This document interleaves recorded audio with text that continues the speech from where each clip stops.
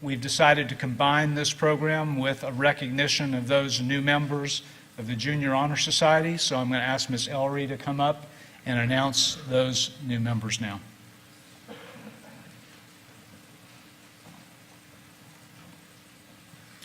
Good morning. It's my pleasure today to recognize those students who are being inducted into the Junior Honor Society. The purpose of the Junior Honor Society is to recognize students who have distinguished themselves academically during their early years at MBA. In order to be eligible, a student must earn a 90 average during 3 consecutive semesters during their 7th through 10th grade years. These semester averages must be earned at MBA and cannot be transferred from a previous school's records. A student must maintain an 85 average to remain in the society. The students who are being recognized this morning will have certificates to pick up later today. 8th graders should go to Ms. Stewart's office. Freshmen and sophomores, please see Dr. Boyd. Also, 8th graders should report to the steps of the Ball building during the first 5 minutes of lunch today for the Top of the Hill photo op.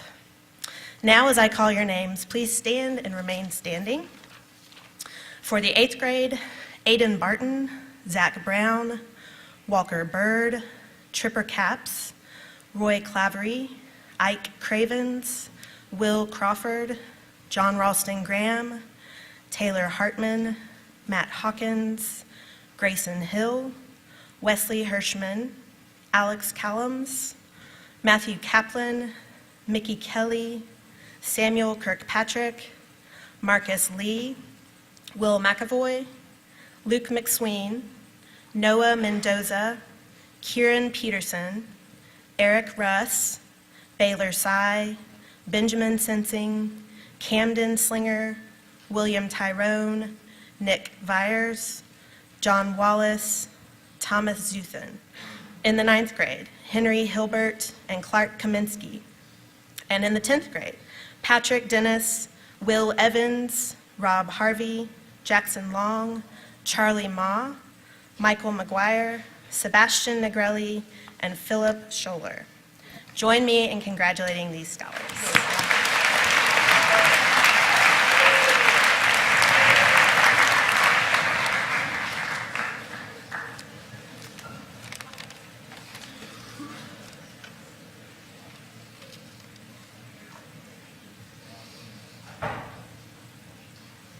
A reading from the Book of Wisdom. Resplendent and unfading is wisdom, and she is readily perceived by those who love her, and found by those who seek her. She hastens to make herself known in the anticipation of men's desire.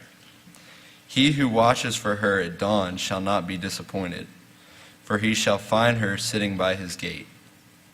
For taking thought of her is the perfection of prudence. And he who for her sake keeps vigil shall quickly be free from care, because she makes her own rounds, seeking those worthy of her, and graciously appears to them in the ways, and meets them with all solicitude. For the first step toward discipline is a very earnest desire for her. Then, care for discipline is love of her. Love means keeping of her laws. To observe her laws is the basis for incorruptibility, and incorruptibility makes one close to God. Thus, the desire for wisdom leads up to a kingdom. If, then, you find pleasure in throne and scepter, you princes of the peoples, honor wisdom, that you may reign as kings forever. Thank you, Carter. So I have 3 objectives today in speaking with you. First, to announce a service project next year in conjunction with our 150th celebration. Secondly, to honor those new members being inducted into Cum Laude. And third, to discuss generally our school motto and its relevance to who you are and what you should be thinking about during and after your time at MBA.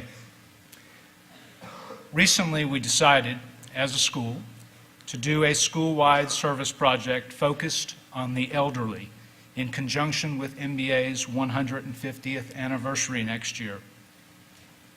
There should be a myriad of opportunities for us to find ways to make a difference in this realm, from helping senior citizens with small and bigger needs, to partnering with places like Park Manor and Abe's Garden, 2 residences for the elderly just a few blocks from MBA. The elderly have been on my mind in several ways recently. When I was in the hospital, I saw a number of older patients who sat in empty rooms or waited for surgery or some testing without family or friends nearby. As we get older, often our world shrinks in number and opportunity. The potential to be ignored or forgotten is great. And I believe it is incumbent upon us to recognize this need and to do something small, meaningful, and potentially life-changing. A month ago, I heard an amazing story on NPR about a boys' school in Boston, Roxbury Latin. A teacher at the school had organized groups of students to serve as pallbearers for individuals who had no family or friends to remember them at their funerals.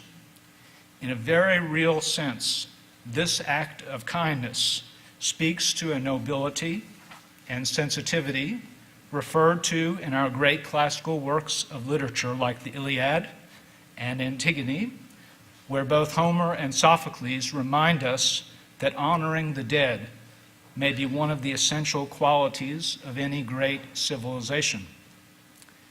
I asked the 4 soloists and members of our orchestra to perform, well, there are only 3, one was sick today, to perform the Beatles song Eleanor Rigby before I spoke, to remind me and you about the pain and emptiness of being old and lonely.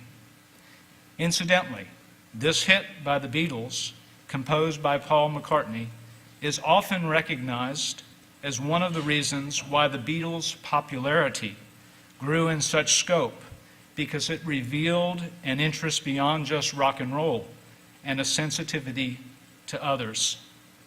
In doing a little research on the song, I read that both McCartney and Lennon spent some time sunbathing near a cemetery outside of Liverpool. There's a gravestone there with the name Eleanor Rigby on it. So as young teenagers, they perhaps developed some sympathy, some understanding of what I'm talking about. Should we as a community remember to serve that population, then I know we will have a greater city and better citizens. Secondly, today I recognize the 16 individuals being honored. Their hard work, academic achievement, and perseverance are all worthy of our recognition today, and I heartily congratulate them. To some extent, I suspect they and all of you instinctively know, all of you realize instinctively how critical the notion of curiosity is in academic success.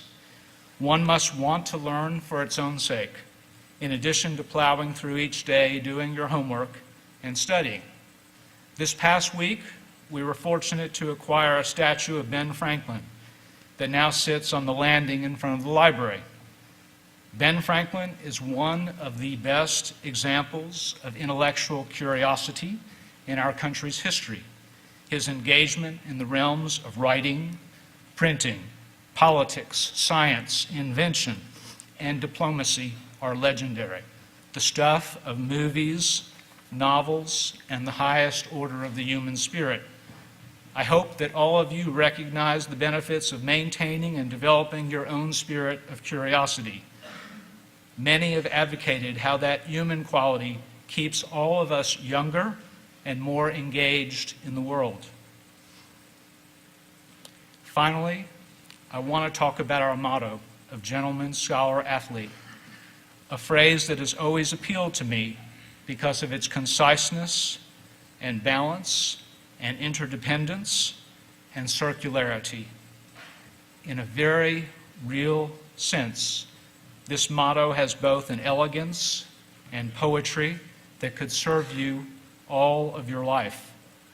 The motto instructs us that being one-dimensional ultimately diminishes us and any community. Our motto also, for me, suggests that all of us develop some empathy for others and for all the excellence and variety in the world.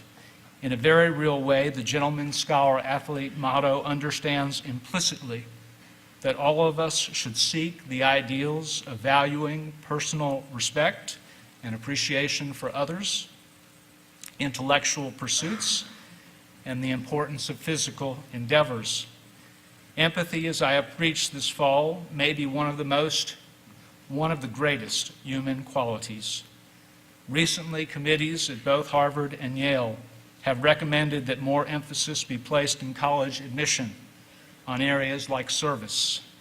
The reports and recommendations were triggered in part by a survey that found that only 22% of middle and high school students thought that caring for others was more important than personal happiness or individual achievement. In no way am I advocating that you do not seek both happiness and success, but I am reminding both you and me that we would have a hollow and empty and sterile world if we did not care for others, appreciate their differences, and find ways to honor and take care of everyone in our community. Again, I congratulate those about to be inducted, and I'm going to ask Ms. Ellery now to come to the podium to begin telling you about Cum Laude.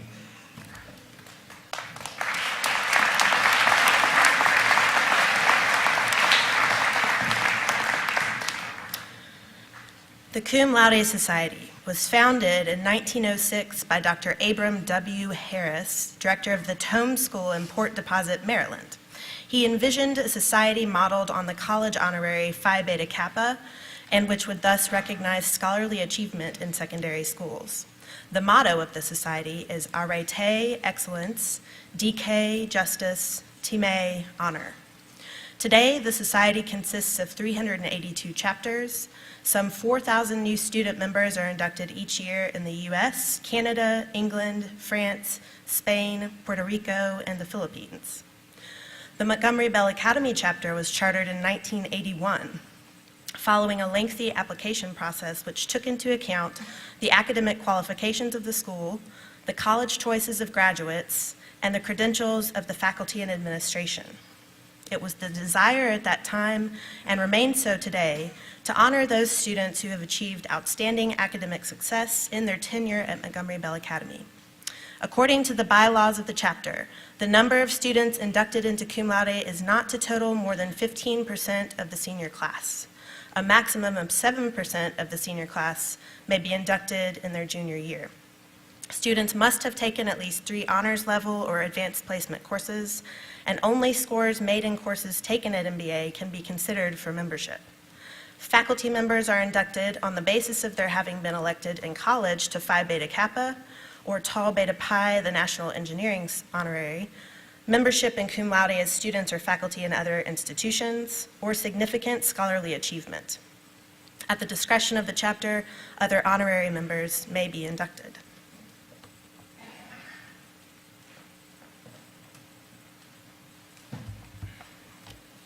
The distinguished record you have made at Montgomery Bell Academy has won for you membership in the Cum Laude Society. This society is a fellowship of scholars whose purpose is to recognize excellence in academic work.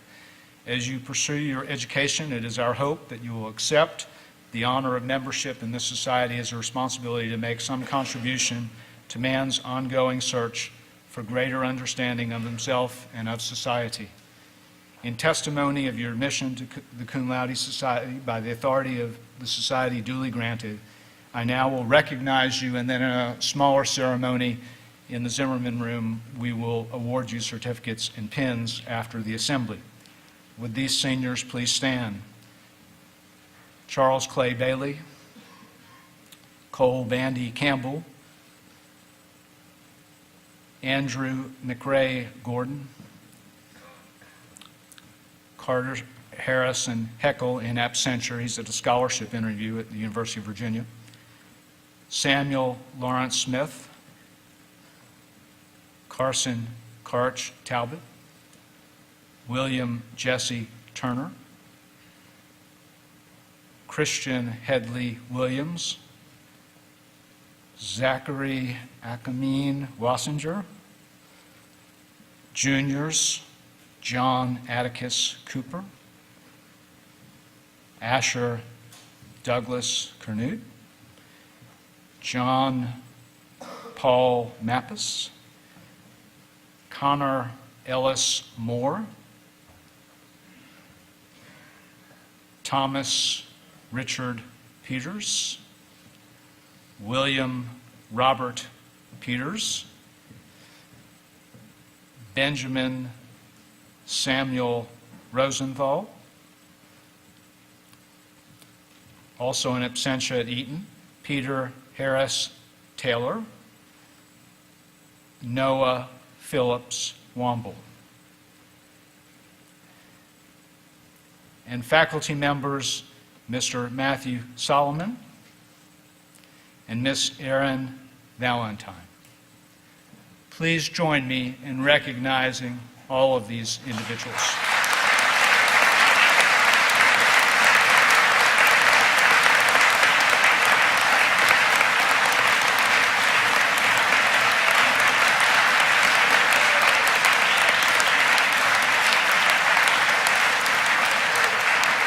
So, thank you, lady and gentlemen. Please be seated. And then would you and everyone else please stand again as Mr. Smith comes to the podium to lead us in the alma mater.